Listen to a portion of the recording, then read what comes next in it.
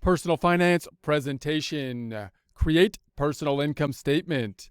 Prepare to get financially fit by practicing personal finance. The income statement's one of our major two financial statements, the other being the balance sheet. Recalling that the balance sheet represents where we stand at a point in time, the income statement shows performance over a time frame. It needs a beginning and an end instead of just one point in time. If we think about the balance sheet as where we are currently standing and we look back to some time frame with a beginning and an end, typically a month or a year, that frame is what the income statement basically is, and it's going to show us some more detail about how we got to where we were a month or a year ago to where we are at today, giving us some detail about it, showing us the inflows and outflows, showing us income and expenses. So it reports the final activity over time, reports the financial activity over time, meaning it does need a beginning and ending period. You can't have an income statement with just one date on it.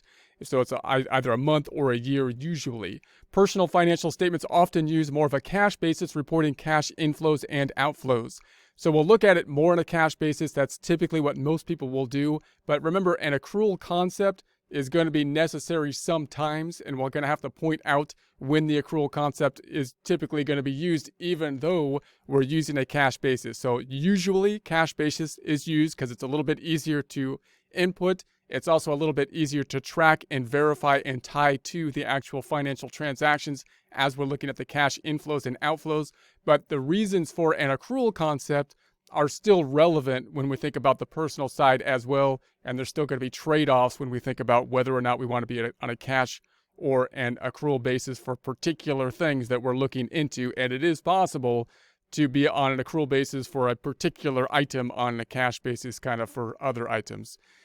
May be called a personal income statement, a personal cash flow statement. So in our sense of this, if we're looking at it on a cash flow basis, we might simply call it basically a personal cash flow statement. Remember, on the business side, you usually have a balance sheet and then an income statement on an accrual basis, and then a statement of cash flows to shore up the cash flow as well. Usually on the personal side, we're going to lean our income statement to be more on a cash basis.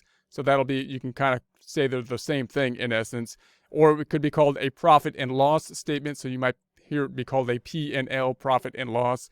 It's going to be, in essence, having two components to it: income, which you could call revenue or cash inflows, and expenses or cash outflows. The difference being called net income, or the net increase or decrease in cash, surplus or deficit in cash. How would you create the income statement? So we said the income statement is on a cash basis, showing cash inflows and outflows. So you'd be thinking about your checking account activity within the checking account. So if you got your bank statement, for example, this is a mock bank statement, you would be focusing in on the inflows and outflows, the deposits and the outflows, and you would have to take that information and group it together in a format in alignment with the format of the income statement, which are cash inflows, revenue, on the top line, and then expenses down below, categorizing those expenses. You could do this with software. If you use accounting software, it'll help you to categorize these as you record them in the software, transaction by transaction. Or if you're using other types of software that's pulling in the end financial data information up top, you will still have to get this information somehow and compile it, which can be a little bit difficult. This is where most of the work will be involved, because normally the deposits are going to be pretty easy because you'll be able to know what the deposits are, and all the expenses will be in there by vendor, meaning you're paying the phone company, you're paying the utility company, you're not paying the actual account, which you're going to have to categorize them to, such as the telephone and the utility company. So you got to then categorize how much you paid to particular vendors, how those vendors tie into particular expense accounts, and then compile your income statement from there.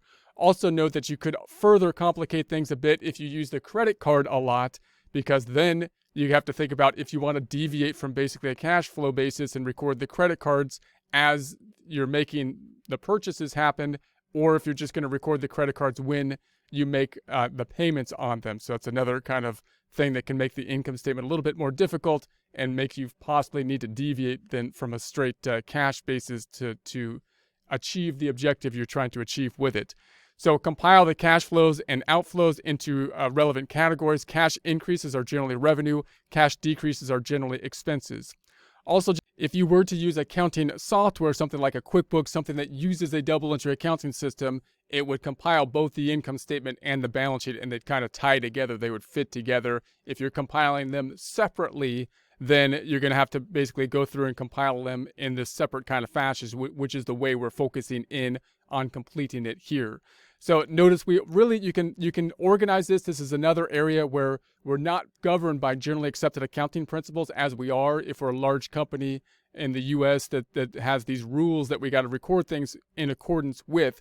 Therefore, we have more leeway to do what we think is best for our personal purposes. So in other words, the income statement will probably vary and differ the most out of our financial statements, or differ more than the balance sheet when we're thinking about the business to the personal side of things. And the fact that we don't have this kind of regulations that are telling us this is exactly how you have to record it, because we're not publicly traded companies, makes it actually a little bit more difficult, because then we need to determine what is best for us. So it's good, gives us more leeway, but then we need to think about what is the best kind of formatting for us.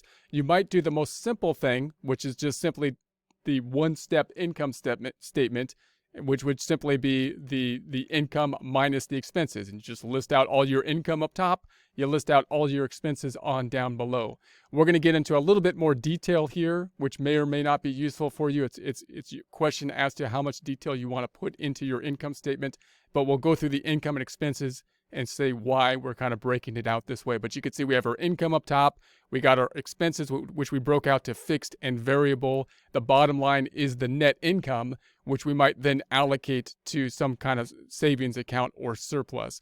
So the bottom line here is going to be basically net income, inflows minus the outflows. So we're going to start off with the income item. Note that you might just include income if you're a W-2 employee with the amount you got net, the amount that would be in your checking account, or you might record it gross. So in other words, in your checking account, if you were a W-2 employee, you'd get the net pay, which you might just say on a cash basis, that's right where I would start right there. Or you might record the gross amount up top, which you'd have on your paycheck stub, and then record the difference either as an expense, or we're going to report it up top here just so you can see it. So we would have the $5,000 would be the wages. Then we took out the taxes. For example, this is mock taxes that were taken out. They were taken out by the employer. So in other words, you earned $5,000, but they basically took this money out. And that means the $5,000 minus the $1,343 means the amount that hit the checking account was the $3,654. You also could have benefits such as a 401k, which complicate things as well, which on a cash basis, you could see them as a decrease, but they're going to go into an asset account because they're going to go into your investment account on the balance sheet.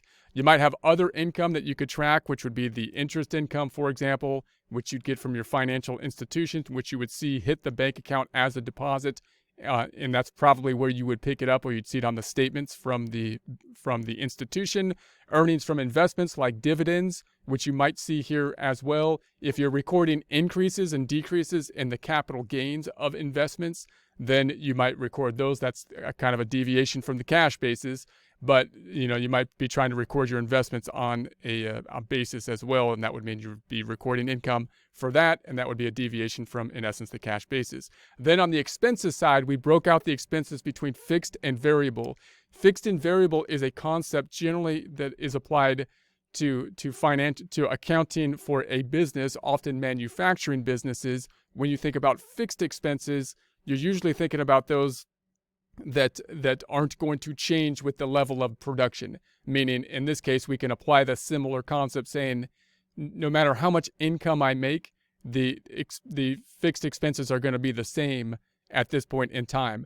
The reason it's useful to break out the fixed expenses is because these are the ones that you don't expect to be changing. So you might actually put them in a separate subcategory. You don't have to, but you might put them in this separate subcategory because, one, they're going to be easy for you to budget and plan for because usually they will be the same over time. And two, they're going to be items that you don't have much control over in the short run. For example, the rent is what the rent is. My behavior when I budget into the future until I sign a new lease doesn't have much impact on what the rent will be at that point in time. So that's a couple of reasons you might break out these as kind of the fixed costs. We got rent, loan payment, interest, transportation. If it was a fixed transportation like the subway or something, life insurance, and then the rent insurance. Then we broke out the variable expenses. These are things that we're going to say would vary with income in essence, meaning if my income goes up, I might change these. There are also things from this perspective that you might see as items you have more control over. So if you were to create a budget to kind of tighten things up or something like that, these are the areas that you can look into. You can't really tighten up the rent. It is what it is, right? You could possibly look at these items. So like food, groceries, clothing, telephone, utilities, personal. Now note that these are where you often have the most leeway in this category as to what categorization you want to have. And it will not then be completely like the business side because your objective isn't such just revenue generation. So for example, food, you might break out into groceries, you might break out into restaurants, you might even get more detailed at the particular types of food that you're spending money on, not for financial purposes, but possibly to track your food consumption in some way, or at least the money that you're spending on food, and that could be a useful format as well. Also note that instead of breaking out between fixed and variable, you might try having a whole lot more subcategories. Many people like having a lot of subcategories. For example, you might say this is food, and then you're going to have like 3 subcategories of food, which will then total up to total food, which means it's going to add 2 more line items to your income statement. So you get a longer income statement that way, but then you have those 2 subtotals. You've got the detailed broken out between the types of food, and you have the total in food in general, which can give you that added amount of information. Now, if you do that, that's a lot easier to do if you have an accounting software like a QuickBooks or something like that to do that type of categorization. Many people go way over the top on adding too many accounts because they want too much detail and it costs you in time to do that. Other people, they don't have enough accounts and probably don't have enough detail to make the decisions that they would like. So you want to be somewhere in between. Wherever you lean on either too simplified or too detailed, you probably want to try to, go towards the middle there. So then we got obviously clothing, which is not something you'd see on the business side, but it might be something relevant for us to track. Telephone, that you would probably see on the business side. Also note that all of these, including like the utilities and telephone, they might have an accrual component, and they might have a mixed component, meaning some of it might be you're considering fixed. There's this fixed floor line, and then over that fixed amount, you have some control over the amount over above that baseline. Personal care, medical expenses, recreation. Then once again, recreation is one that you might actually want to break out to the types of recreation depending on how much detail you want to get into for tracking your recreation, gifts and donations, and then we sum those up. And so that's going to give us the bottom line here. So we got the income minus the expenses. So income adds up to the total income. Then we've got the fixed and variable expenses, which add up finally to the total expenses. So really, we only have 2 sides here, income minus expenses, although we have these subcategories that we have added. Also, just realize that these deductions we put over here to show the difference between the net and gross, you could think about those as expenses and put them down here in the expenses area, because you could think of them as, in essence, a cash outflow, 2 transactions happening at the same time. You got paid, and then they took the money out directly at that point. And then you got the net income, which is the bottom line income minus the expenses, which of course is this 3,799 minus the 3,059. It's going to be the 740.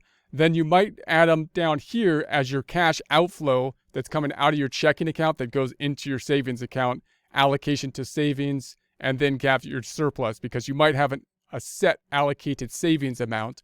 And if your allocated savings amount is set from a cash flow basis, you can think of it as basically a fixed decrease. You could put it up here from a certain perspective, saying that's coming out of my cash account that I'm spending, but it's really going into your asset account, which is going to be on your balance sheet. So you might better put it down here under the net income so that you could show that that's going to bring down the amount of usable cash out of your checking account, even though it's going to go into another asset account. Also, just realize that when we think about the loan payment for this one, that's another area where you're kind of deviation from a cash and accrual. If you're paying off a loan payment, you could think about the whole payment as a cash decrease coming out of your checking account, so it comes out of your spending cash. but you put the loan on the books as a liability. So if you were doing that from an accounting standpoint, it's another area where you kind of have to deviate. You'd have to break out the interest portion versus the principal portion so that you can allocate those out. So you got that kind of difference between a cash and accrual accounting method basis that you'd have to be dealing with. If we enter this into QuickBooks software, you'd have to reconcile that when you enter the transaction. If you enter this by hand, balance sheet, and then income statement, you can think of this as basically just a cash decrease. So then to record the income, you're going to have, of course, the cash inflows that you'll think about, and then the gross income, earnings before withholdings, take home pay or net pay.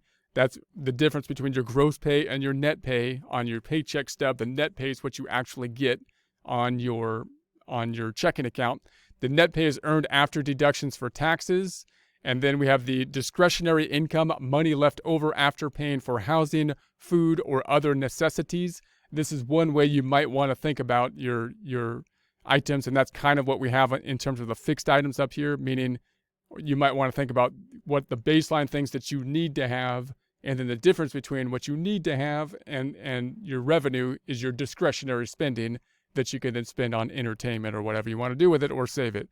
Other income, we have commissions, self-employment income, interest income, dividend income, gifts, grants, scholarships, government payments, pensions, retirement income, alimony, and child support.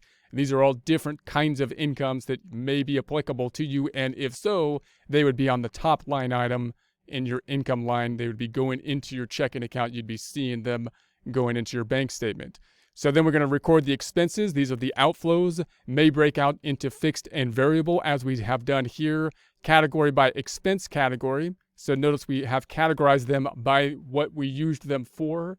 And in order to do that, you're going to have to see them on the bank statement, see who you paid, and track who you paid to the category. Sometimes that's easy, like the phone company, AT&T phone company. Sometimes it's more difficult, like I bought something online at Amazon or something like that, and I have no idea where to put it, and I might put it into like personal random expenses or something like that, right? Calculate net cash flow. That's the total cash inflow or income less total cash outflow or expenses, and that'll give you basically the bottom line, your net income, which again, we tacked on then allocation to savings down here to get to our surplus after that allocation.